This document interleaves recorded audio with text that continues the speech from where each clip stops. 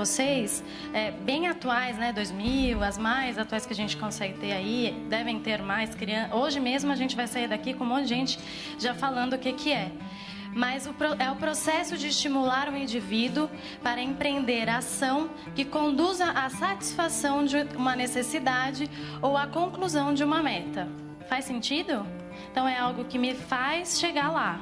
É algo que... A praia, por exemplo. Então eu acordo todo dia pensando que hoje eu vou trabalhar, mas falta menos um dia, vou chegar lá e vou ter a minha satisfação. Certo? Outra definição é: a motivação pode ser definida como uma ação dirigida a objetivos, sendo autorregulada, biológica ou cognitivamente, persiste no tempo e é ativada por um conjunto de necessidades, emoção, valores, metas e expectativas. Ou seja, essa motivação não necessariamente precisa me dar alguma coisa. Pode ser uma emoção. Pode ser algo que me dá felicidade, um amor, né? Quando a gente fala lá do casamento. Então, a motivação está sempre ligada no que me faz sair de onde eu estou, fazer alguma coisa, ter uma ação para conquistar a minha expectativa, conquistar o meu objetivo. Tudo bem? Faz sentido isso? Sim? Motivo é a raiz da motivação. Implica a necessidade de um desejo que leva a pessoa a agir para satisfazer a realidade.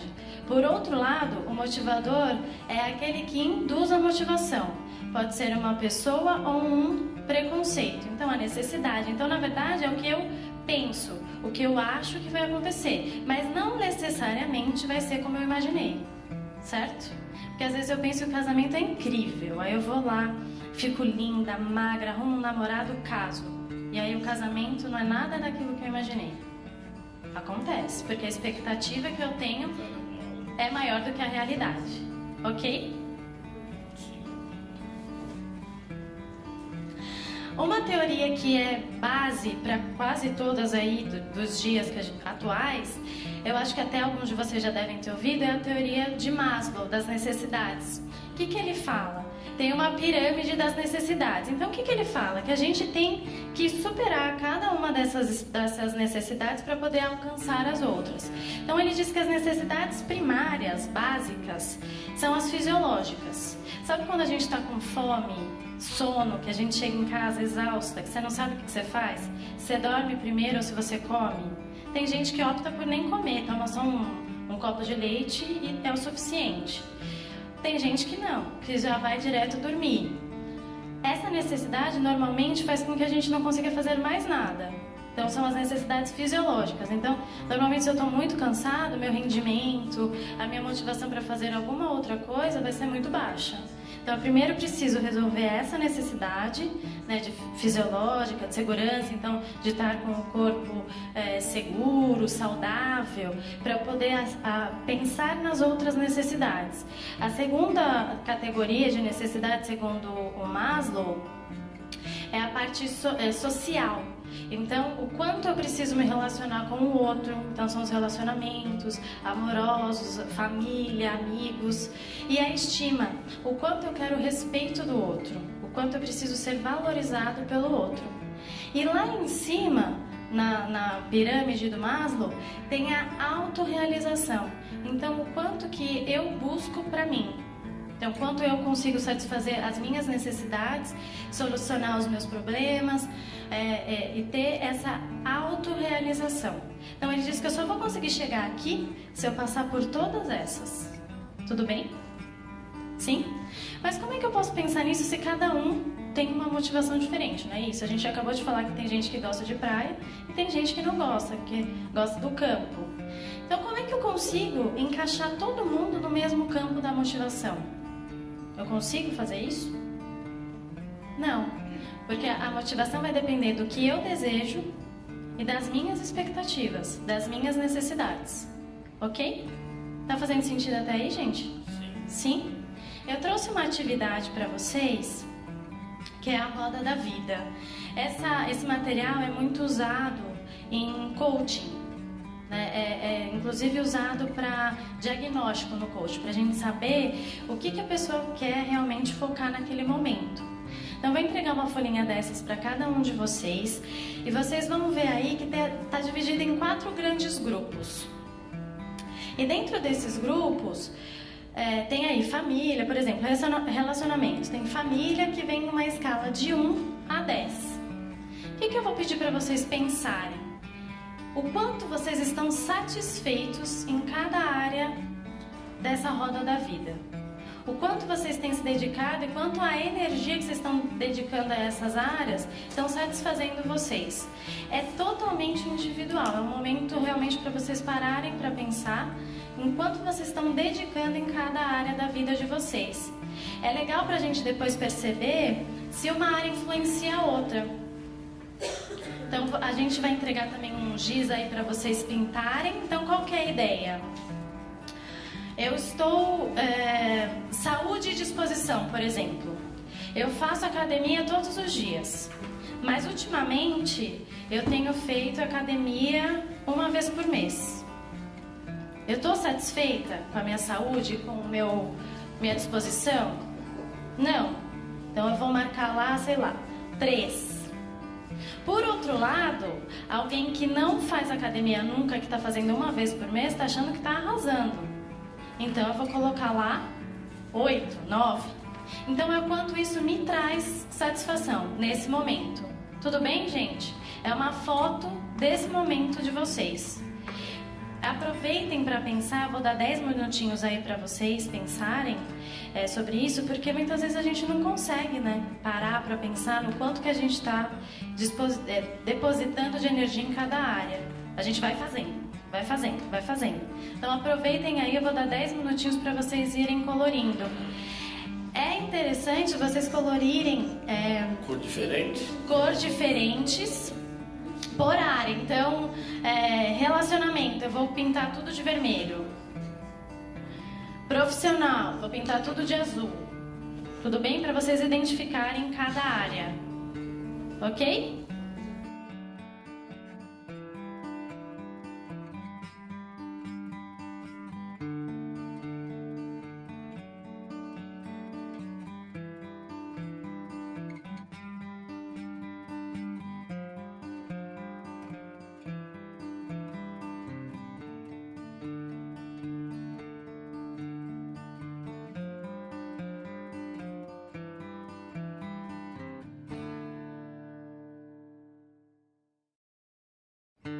Observar algumas coisas que vocês não tinham avaliado com essa atividade? Deu? Oi? Falem comigo. Oi? Tudo bem, gente? Tô aqui? Tá? Isso. É isso aí. Gente, essa atividade é uma foto, tá? É uma foto desse momento de vocês. Pode ser que daqui a algum tempo vocês façam novamente e já haja diferença. Mas o bacana dessa atividade é a gente conseguir perceber áreas que a gente não observa normalmente. Então eu acho que eu estou lá desmotivada no meu trabalho, mas quando eu vou ver a minha saúde, por exemplo, eu não estou dormindo direito.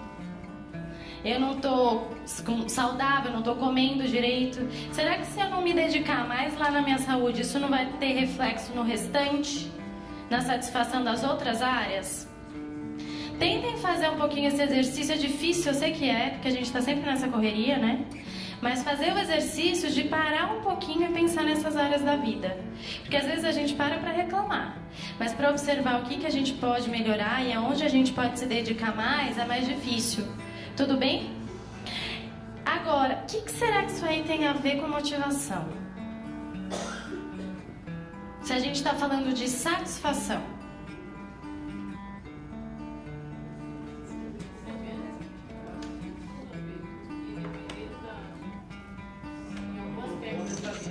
Fala na bolinha.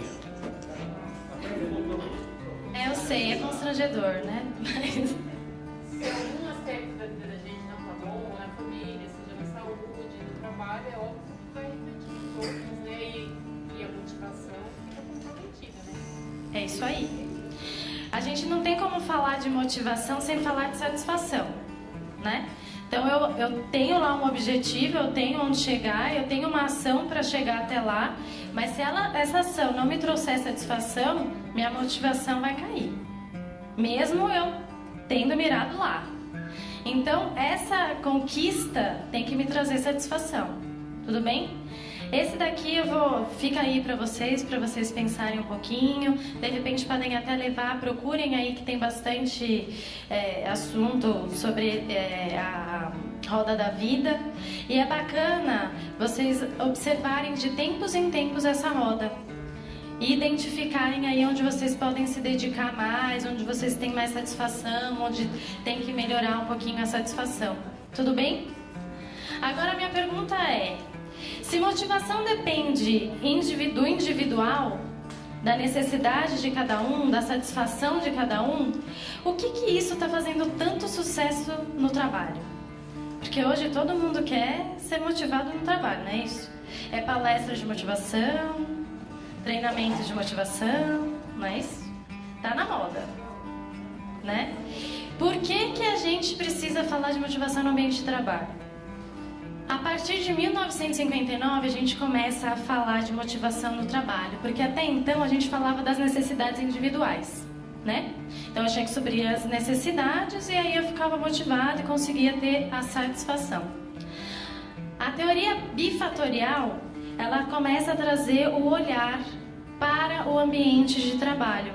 Então o que ela fala? Que tem dois fatores, os fatores higiênicos, que seriam salários, benefícios, são fatores que podem me trazer insatisfação. Elas não me trazem satisfação, mas eles podem me trazer insatisfação. Então, se eu tenho lá um salário que é mais baixo que o meu colega, isso muito provavelmente vai me trazer uma insatisfação. Mas se eu ganho um aumento, daqui a um mês, 2, 3, eu já vou querer outro. Isso não vai me trazer uma satisfação por longo prazo. Tudo bem?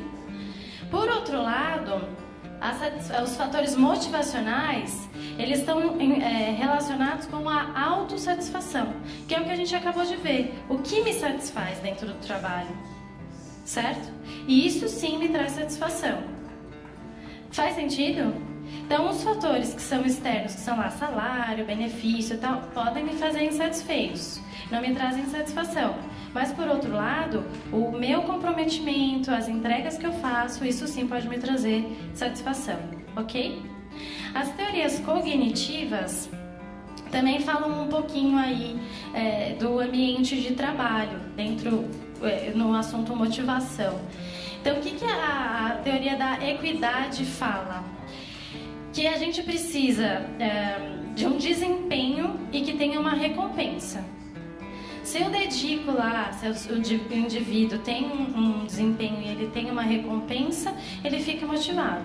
E ele precisa ter um desempenho igual do meu colega. Então, se eu tenho lá um desempenho igual o da Cristina e tenho o mesmo resultado, beleza. Agora, se eu tenho um rendimento igual ao dela e o meu salário, por exemplo, é mais baixo, isso daí não vai me trazer motivação.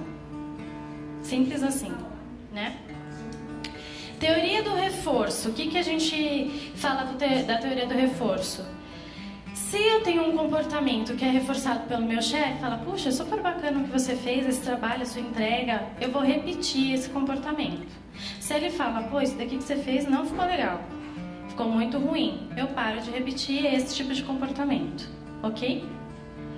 E a teoria da expectativa é o seguinte, a motivação, ela é resultado, né, do que eu espero. Então eu preciso ter uma expectativa, eu sei o quanto de valência, o quanto de esforço eu vou ter que ter para chegar a essa expectativa e quais os instrumentos. Então eu tenho que me planejar de acordo com essa expectativa. Ou seja, é uma relação entre o meu desempenho e o meu resultado, o quanto eu vou me dedicar para poder chegar lá. E isso vai me trazer satisfação, portanto, motivação. Tudo bem?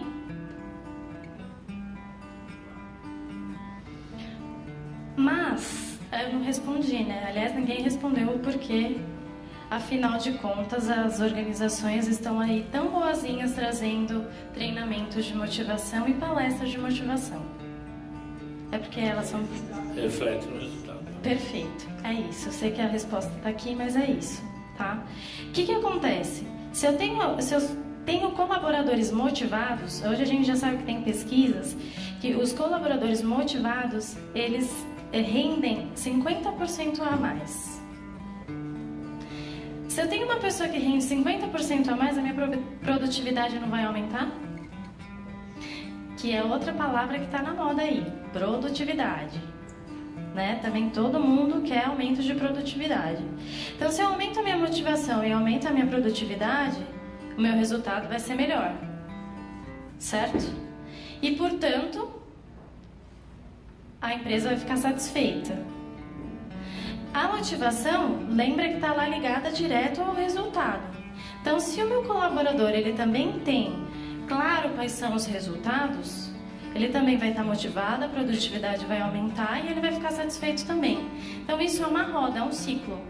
Se o meu colaborador está satisfeito e está motivado, o negócio roda e os meus resultados são melhores. Tudo bem, gente?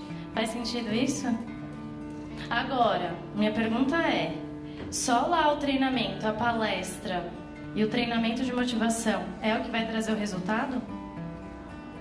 Porque eu vou falar para todo mundo, mas a motivação é de quem mesmo? Individual. Eu consigo uma receita de bolo para poder motivar todo mundo? Não, porque o que me motiva pode não motivar vocês, ok? Agora, como é que a organização então consegue motivar os colaboradores? De quem que é esse papel?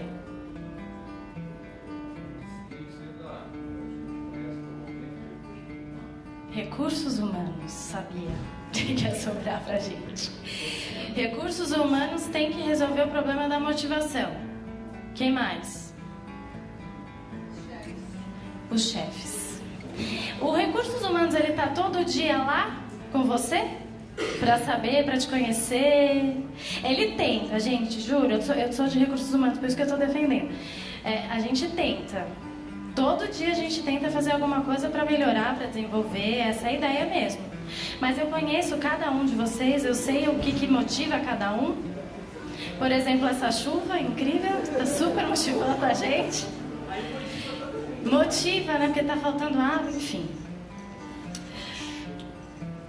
O que vai motivar cada um? Se o meu líder está lá próximo a mim, e ele me conhece, ele sabe. Colocação é que aqui já tivemos conceito de grupo com líder e atualmente é mais a supervisão mesmo, né? Então são duas situações, um grupo com líder e o que nós temos aqui, hierarquia militar, um supervisor. Tá, eu vou falar exatamente sobre isso, tá? Sobre motivação e liderança. O que a gente está falando de liderança aqui é gestão de pessoas, tá? A gente tem um conceito, sim, de liderança, aquele líder que conhece, que sabe do assunto lá técnico e que lidera outras pessoas. Então, ele tem o conhecimento técnico e ele lidera outras pessoas. Mas hoje a gente já sabe que isso não é mais o suficiente. O grande capital hoje das empresas, das organizações, é o capital humano, porque são as pessoas que dão resultado, certo? Então, se eu não dedico o meu líder a essa gestão de pessoas, vai ser muito difícil eu chegar no meu resultado. Tá? Então, assim, esse gestor, ele deixa de ser um gestor só da técnica, um gestor só das coisas, das máquinas, e passa, sim, a ter uma responsabilidade com pessoas. Para que ela possa estar próxima, essa liderança próxima, motivando para trazer resultados. Ok? Eu trouxe também aí algumas definições de líderes. Os gerentes devem começar, vou começar por aqui, tá? Os gerentes devem começar a avaliar o clima motivacional de seu ambiente de trabalho, perguntando a si mesmos: os subordinados entendem e aceitam minhas expectativas e desejos? Então ele precisa estar alinhado com a equipe dele, ele precisa sim passar conhecimento, ele precisa sim saber se ele está sendo compreendido por essa equipe. Senão ele fica só no desejo e as pessoas que têm que realizar isso, elas não compreendem e o resultado não vai vir. De novo, faz sentido? Sim? Faz sentido isso? Então, quanto mais o meu gestor é próximo, mais ele consegue passar a mensagem, mais eu consigo entender e mais eu compro a ideia. Lembra que eu tenho que saber a expectativa para poder chegar lá, para ter a motivação de chegar lá? É isso que o gestor passa a ser responsável, ok? Então, a palavra-chave para cuidar bem da motivação de cada colaborador é envolvimento. É realmente estar envolvido com a sua equipe. Eu não digo pessoal não, tá, gente? É profissional mesmo, mas eu preciso cuidar. Eu preciso ter um olhar mais humano. Não adianta, por exemplo, nessa chuva eu achar que a pessoa vai, de repente, acontecer um problema. A gente mora em São Paulo, ela chegou atrasada. É uma fatalidade, mas eu preciso entender, de alguma maneira. Que isso não se repita, mas eu preciso compreender que algo aconteceu para ela chegar atrasada, enfim, ter um comportamento que não é aceitável. Tudo bem, gente?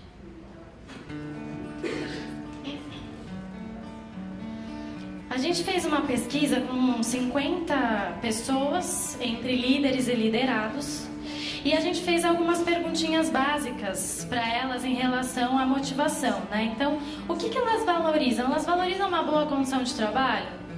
Então, eu valorizo ter um prédio que, né, tem escada, tem acesso, eu valorizo ter uma mesa bacana, um computador que funcione. Então, para essa população, sim, era muito importante. Então a gente volta lá nas necessidades básicas, certo? De segurança, por exemplo. É essencial ter um trabalho seguro? A mesma coisa. Então eles acharam que é muito importante e importante. Então eu tenho um trabalho que não só de segurança física também, mas segurança de você mandado embora, não você, também é das necessidades básicas, ok? Fisiológicas e segurança. É fundamental ter um trabalho interessante? Lembra lá das duas partes que a gente falou? Então, o salário pode ser insatisfatório, mas eu ter um trabalho interessante é altamente motivador. É muito importante, ok? Valorizo ter um trabalho de prestígio e status, que é a questão do outro, né? Então, eu preciso provar para o outro que meu trabalho é incrível. É importante? É, mas não tanto. É mais importante eu ter um trabalho interessante e me motivar, ok? Valorizo oportunidades de progredir na carreira.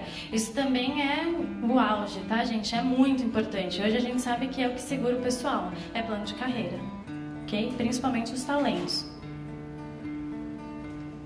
Valorizo ser reconhecido por um bom desempenho. A mesma coisa, a gente falou de desempenho aqui já hoje. Então é muito importante. Receber um salário adequado à minha função, porque é inevitável, né? A gente comparar, pô, eu tô trabalhando o dobro que aquela pessoa e tô ganhando metade do que ela ganha. Então é fundamental, é muito importante. Aprecio o sentimento de estar envolvido, que a gente volta a ter a questão lá do líder. Eu preciso estar envolvido na minha equipe, nos projetos, no que a companhia precisa, no que a companhia quer, para estar lá motivada. Então também é muito importante. E por fim, aí a parte dos líderes, né? A importância deles na motivação. Então, ter um bom relacionamento com o meu superior é muito importante. O papel do líder é importante para minha motivação no trabalho? Também aqui, ó, é muito importante. A grande maioria diz que é importante ou muito importante. E me sinto motivado com o meu trabalho? Aí deu mais ou menos, né? Mas tem muito importante e importante. Também é algo que é muito importante. Hoje em dia a gente está motivado, ok? A gente fez uma comparação também do líder real e o líder ideal.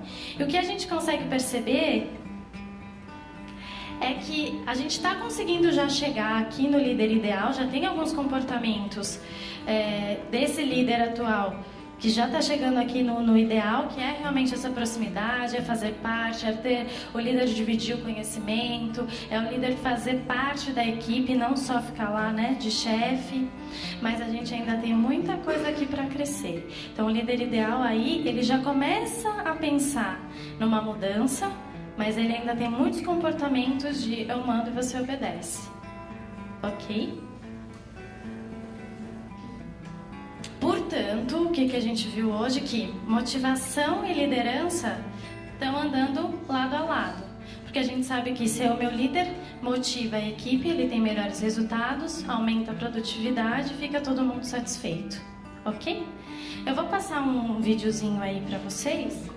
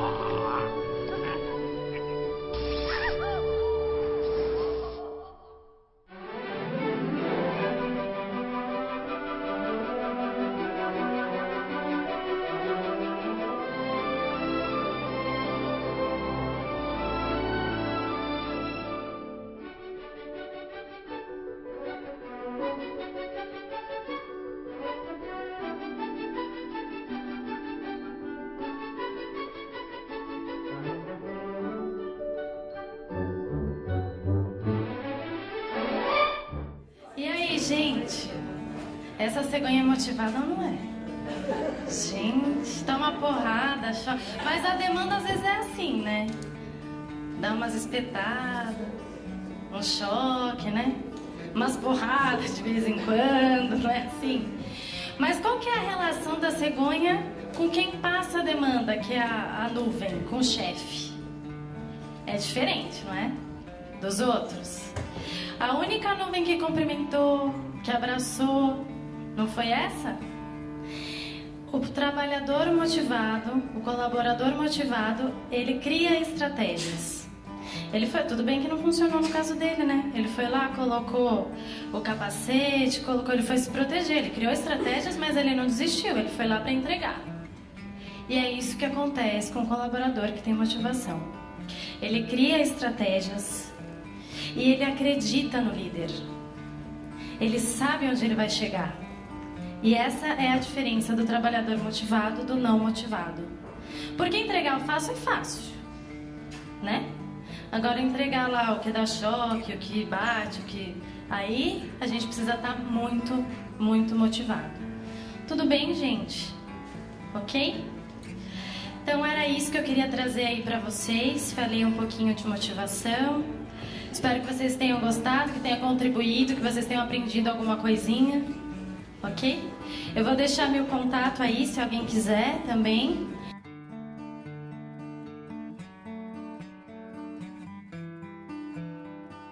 Vou convidar o Artênio, que é o presidente da CIPA, a fazer a entrega do certificado de participação sua nessa quarta CIPAT. Muito obrigado, agradecemos mais uma vez sua participação e tem uma lembrança também dessa semana que está sendo maravilhosa para nós.